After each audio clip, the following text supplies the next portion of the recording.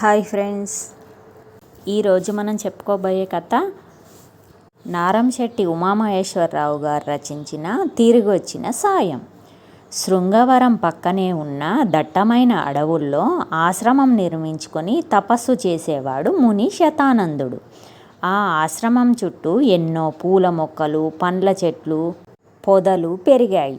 అడవిలో కంటే ముని ఆశ్రమం చుట్టూ బాగుండడంతో ఆ ప్రశాంత వాతావరణానికి అలవాటు పడ్డాయి జంతువులు. అక్కడకు వచ్చి విశ్రాంతి తీసుకునేవి. అదేమి వింతో కానీ అక్కడకు వచ్చే జంతువులకు మరొక జంతువుని చంపాలనే కోరిక ఉండేది కాదు.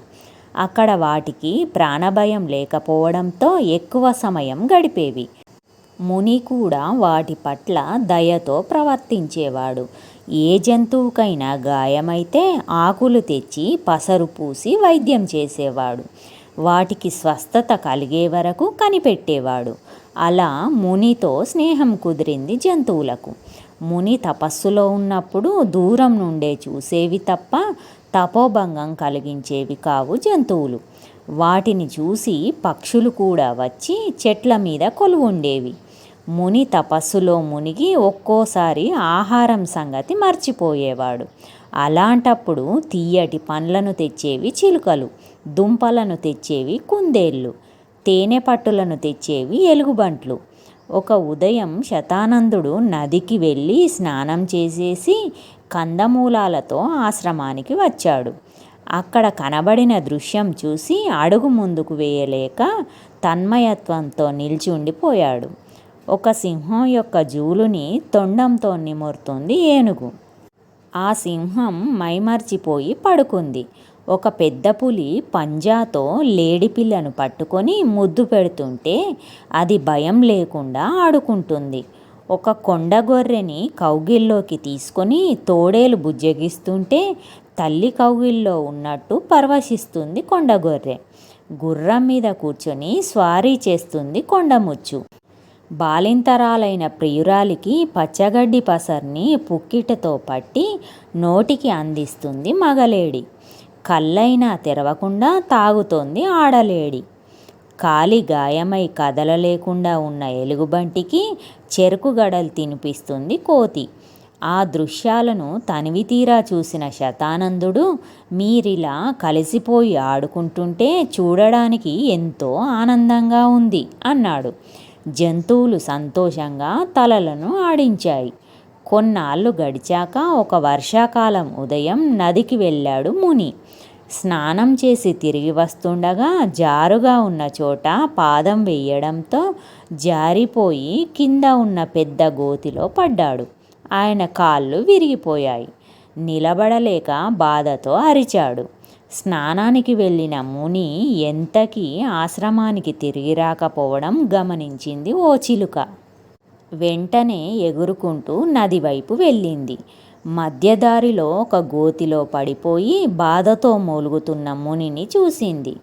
అది ముని ఎదురుగా వాలి ఏమి జరిగిందో తెలుసుకుంది. మిగతా జంతువులను పిలిచి మునిని బయటకు రప్పిస్తానని ధైర్యం చెప్పి ఆశ్రమం వైపు వెళ్ళింది చిలుక. అప్పటికి ఆశ్రమం దగ్గర ఉన్న ఏనుగు, ఎలుగుబంటి, గుర్రం, మేక, కోతి ఉన్నాయి. చిలుక చెప్పిన విషయం వినగానే మునిని రక్షించాలని ఆయన పడిపోయిన గోతి దగ్గరికి పరుగు తీశాయి. మునిని పరామర్శించి బయటకి తీసుకువెళ్తామని ధైర్యంగా ఉండమని చెప్పాయి. ముని ఉన్న గోతిలోకి దారి తయారు చేసింది ఏనుగు. ముని చుట్టూ తొండం వేసి నెమ్మదిగా లేపి తమతో వచ్చిన గుర్రం మీద కూర్చోబెట్టింది. ఆయన జారి పడకుండా మిగతా జంతువులు చుట్టూ నడుస్తుండగా ఆశ్రమానికి చేర్చాయి. వైద్యం అవసరం కదా, ఏం చేద్దాం అని గుర్రం మిగతా వాటిని అడిగింది. ఆయన మనలో చాలామందికి వైద్యం చేసినప్పుడు చూశాను. ఎలాంటి దెబ్బకు ఏ ఆకులు, మూలికలు వాడాలో నాకు తెలుసు అంది ఎలుగుబంటి నమ్మకంగా. దానికి సహాయపడతానని ముందుకు వచ్చింది కోతి. ఆ రెండూ కలిసి మూలికలు, ఆకులు సేకరించాయి.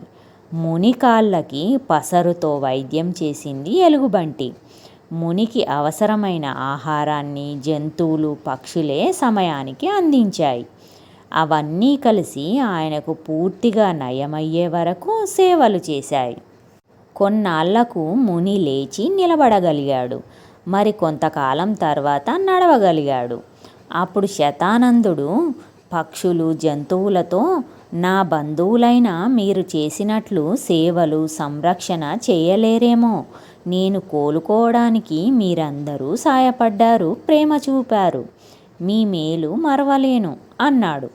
అది విన్న ఏనుగు ముందుకు వచ్చి, ఆశ్రమం దగ్గరకు మేము రాగానే మీ ప్రభావం వల్ల జాతి భేదం మర్చిపోయి ప్రాణభయం లేకుండా బతుకుతున్నాం.